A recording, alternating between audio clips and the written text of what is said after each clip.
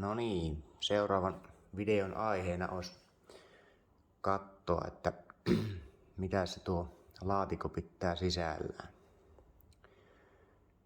Tekstienkin mukaan siellä pitäisi olla paikkalin haulikko, ostettu kaliberissa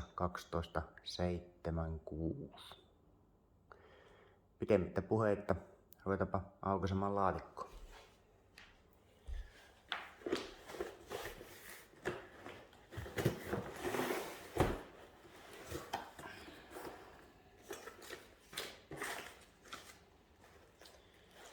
Täällähän on. Näyttäisi ainakin tässä tukki. Venäläistä laatutyötä. Aina on puhuttu, että jos ei venäläinen mitään muuta osaa tehdä, niin aseita.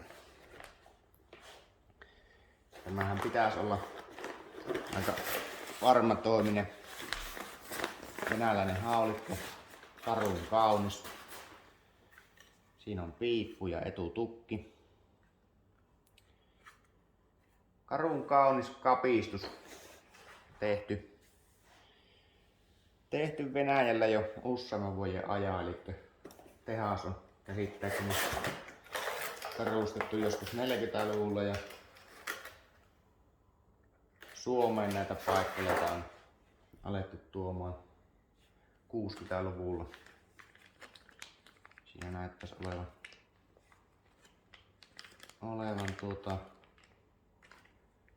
vielä vähän kilkki. Elikkä tarkalta malliltahan tämä on paikkalin MP27M-M-1C. Se on pähkinäpuisella tukilla tehty ristiin karhennuksia sekä etutukkiin että takatukkiin. Saadaan vähän parempi tuntuma tuohon aseeseen. 28 tuuman piipulla. Aseen kokonaispituus on 1130 mm. Painaa 3,4 kiloa ilman patruunoita. Automaattisella varmistimella ja ventiloidulla kiskolla. Ja tämä on tullut sitten 3 vaihtosupistajalla, eli siellä on paikallaan 2.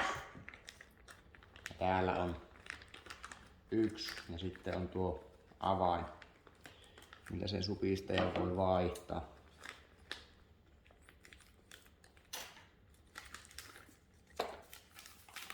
Elikkä se on tämän näköinen vehe.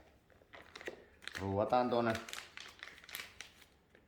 piipun päähän kiinni. Poistetaan tietenkin suojamuovit ensin pois ja tänne ruuvataan kiinni.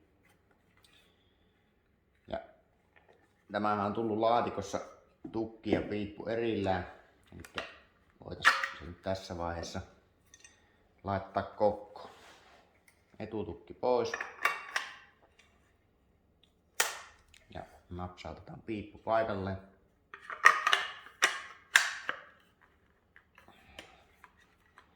Pikkusen vielä uutuuden jääkkyyttä. Ja noin. Ja siellä on ejektorit, mitkä työntää sitten hylsyt ulos piipusta. Ja täällä on eessä ja takana hihnalenkit.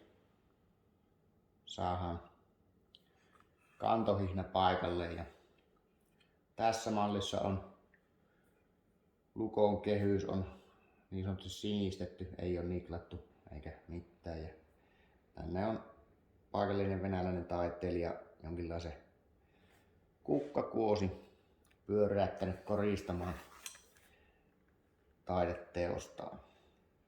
Eli täällä vielä näkyy tämä tarkka malli, eli MP27M-1C. Made in Russia ja Baikal.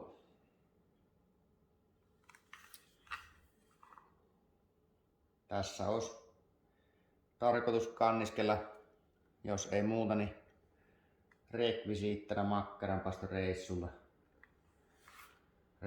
Nyt oli aika hankkia itselle ensimmäinen oma haulikko, kun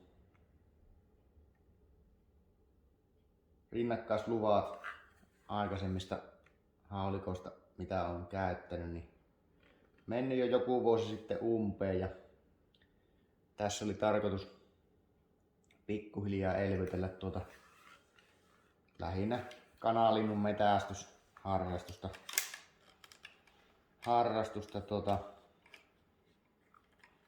uudelleen henkiin.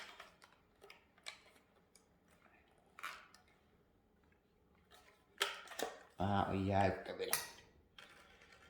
vielä tuo vehe. Semmonen oli täällä laatikossa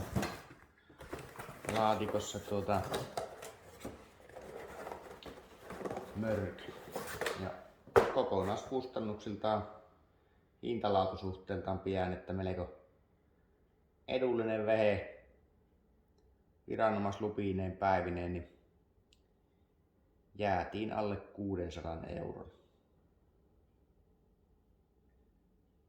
Jos tykkäsit videosta, niin pistähän peukkua ja kanava tilaukseen. Tämmönen tällä kertaa.